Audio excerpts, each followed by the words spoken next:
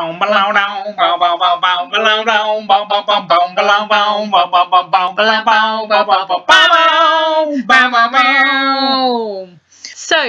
this is Rogue One and Captain X doing our Bond movie rewind, and I'm Rogue One, she's Captain X, by the way. Yeah, sorry, for some reason I did it in the wrong order. You there. did. I was so thrown by your beautiful singing. Who wouldn't be?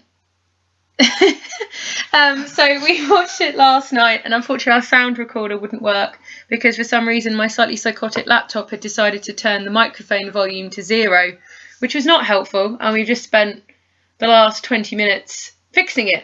Well, we've done that now. It's done now, so we can record and stuff, which is Woo-hoo! great. We are experts in the technical field. So we are working backwards. For those of you that are not aware, we are doing our rewind review. We are watching the James Bond movies in the wrong order. What were your thoughts on Skyfall? Do you want to talk about our original thinkings when we first saw it, or just go straight in? Straight in. I don't think we need a rehash.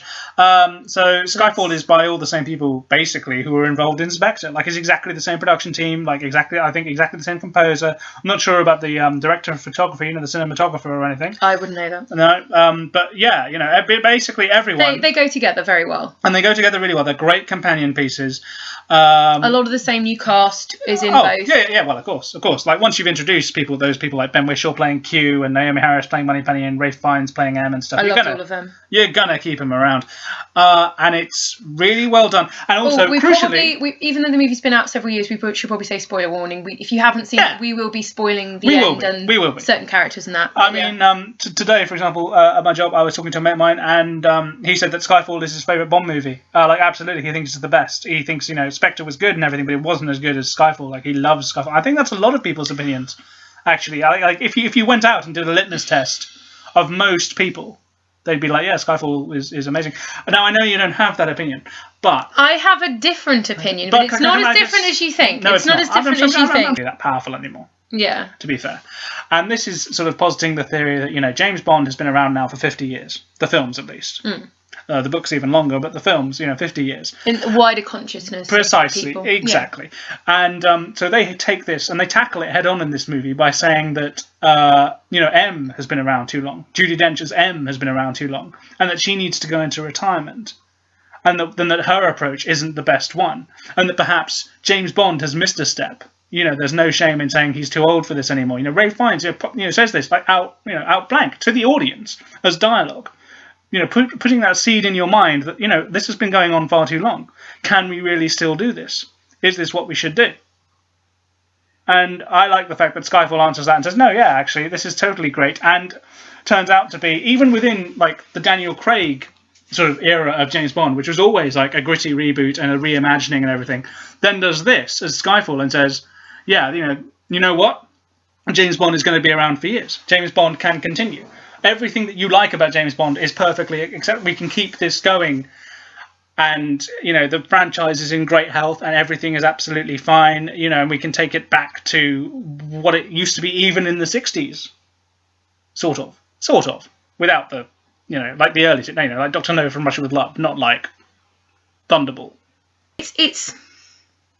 Okay, so... I loved Spectre when I first saw it, and now I'm cooling a bit the more that I actually think about it, because the more you think about Spectre, I do still like it, but I don't love it.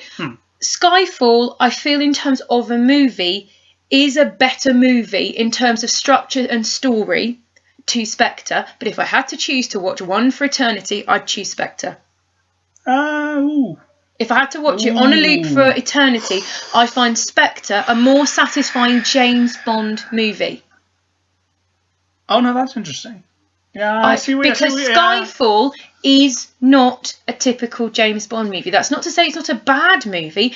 I just think if you were going to show someone, here is a movie that shows you what James Bond movies are, I would never show them Skyfall, because it isn't a James Bond movie. No. It's right. Almost like... It's a deconstruction, It's a deconstruction apology for Quantum of Solace. It's one of those things where Skyfall gets better the more you watch it, when you actually know the shape of the story. But at the time, it feels like, if anyone's a Red Dwarf fan, that De Silva's taken the lucky serum. Because just stuff keeps lining up and you're like, okay, fine, evil plan, years to plan, etc, etc. Yes. And he knows everything. Nonetheless, when you are first watching it, you don't know that. Yeah, no, it's good. I mean, in terms of a movie, it doesn't offend me. I could watch it again. But in terms of enjoyment, I didn't really get that much enjoyment out of it. It's a very cold movie. Okay. It's a movie's job to hook me in. It's not my job to hook myself into a movie. Fair enough. That's what those thousands of people have been paid money for. To do. I'm not being paid anything. I've in fact paid for the pleasure. So I'm not going to put work in. And the less I enjoy a movie, the more passive I get with it, and the more frustrated I get. So actually, if it's a poor beginning, you're less likely to hook me in. Fair enough. Well, I like the Aston Martin. I haven't mentioned that. I like it when the Aston Martin shows up. That's fun beans. It's silly. I won't disagree with you, because that's what you're about to say, isn't it? It's silly. It's self-indulgent. Fan service. Exactly. But it was the 50th anniversary, so I'm going to give them that, because Die Another Day has far more problems. But we'll come to that. Okay, well, but I'm not saying it's better than Die Another Day. I'm not insane. But you told me about an alternative plot. I did. Yeah, let's do that. Let's do that. Which I would have preferred a squillion times over, and it would have created the James Bond Marvel Cinematic Universe, and I would have loved it. So yes, please go ahead and explain. I can't explain. So apparently the Sculler Buddies, I don't know how true this is or not, but when they originally go in one of the drafts of the script, when they go to the Skyfall place, it's actually a place for retired agents, and all the retired agents were going to be played by people who previously played James Bond, and they were going to have a nice standoff, and then presumably the same thing would have happened, but it would have been a kind of celebration of the James Bond franchise in the 50 years. And there is a theory, which probably some people listening to this might know, that James Bond isn't actually a name, but it's just sort of an identity that's passed down through the British Secret Service to various agents who get the 007 number. So it's not just 007, it's also James Bond. And it was going to explain that too.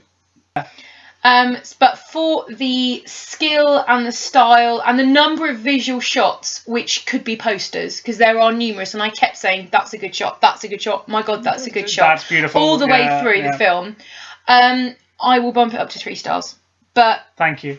But I'm not doing it for you. I know. But it's thank my you integrity Thank you as a anyway. reviewer person. Thank you anyway. But it's just it was never going to be a favourite film of mine, because it's telling a story I just don't want to care. I don't know about. I don't care. That's true. It's kind of like if you watch Star Wars prequels and you have no interest in what happened before A New Hope. It's a natural disadvantage. Yeah. You see, it's a section of the Bond history mythos that I don't actually care about. Okay, so it's goodbye from Rogue One, and it's goodbye from Captain X.